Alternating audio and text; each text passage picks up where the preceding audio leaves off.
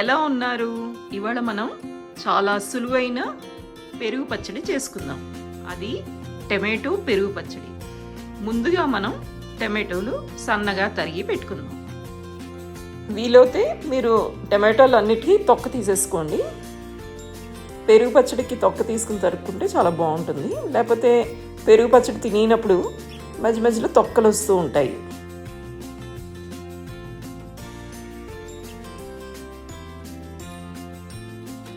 చూసారా, ఇలాగా తొక్క తీసుకోవాలి. తొక్క తీసుకున్నాక అన్నీ తరుక్కోవాలి సన్నగా.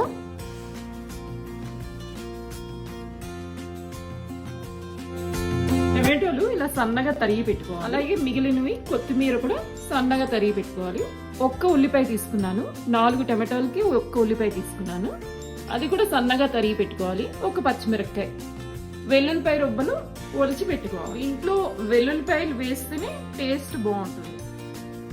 ఇప్పుడు స్టవ్ వెలిగించుకుని కడాయి పెట్టుకుని 1 స్పూన్ నెయ్యి వేసుకుందాం. నెయ్యి కరిగాక ఈ వెల్లుల్లిపాయ రొబ్బలు వేయించుకుందాం. ఎర్రగా వేగాక ఒక గిన్నెలోకి తీసుకుందాం.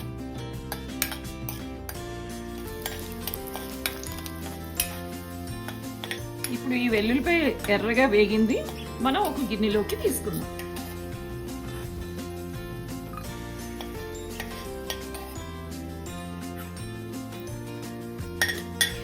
ఇలాగా ఒక గిన్నెలోకి తీసుకుని పెట్టుకుందాం. వెల్లుల్లిపాయలు వేగిన నెయ్యిలోనే మనం ఇప్పుడు టమాటోలు వేసుకుందాం.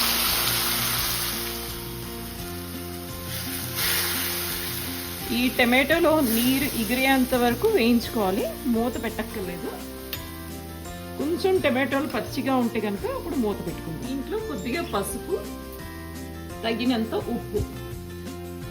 ఇప్పుడు ఒకసారి కలుపుకుందాము.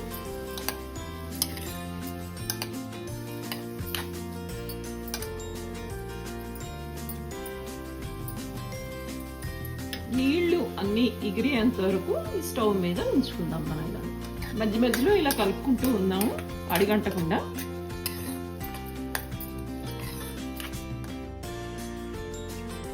చూసారా, ఇప్పుడు నీళ్ళన్నీ ఎగిరిపోతున్నాయి.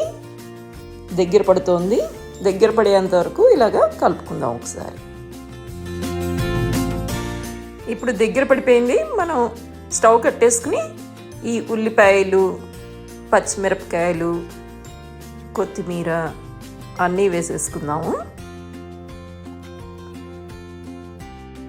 ఇవన్నీ వేసుకున్నాక ఒకసారి కలుపుకుందాము.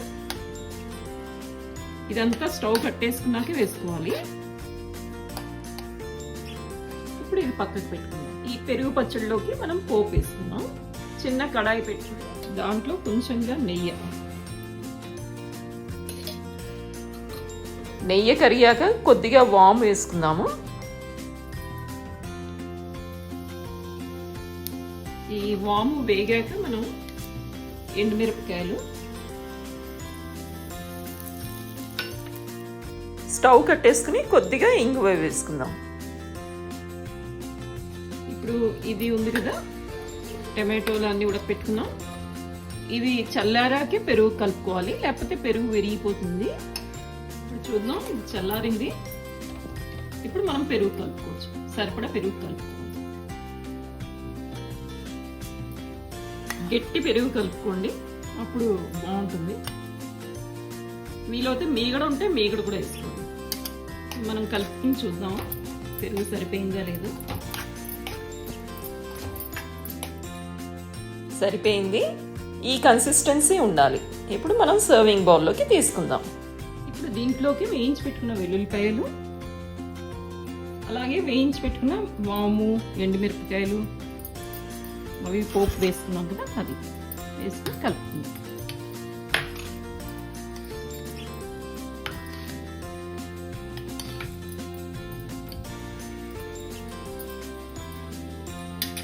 ఒకటి మాత్రం మర్చిపోవద్దు, పెరుగు పచ్చడిలోకి ఎప్పుడు నేతి పోపు అవుతేనే బాగుంటుంది. ఈ పెరుగు పచ్చడి అన్నంలోకి బాగుంటుంది, అలాగే చపాతీల్లోకి కూడా బాగుంటుంది.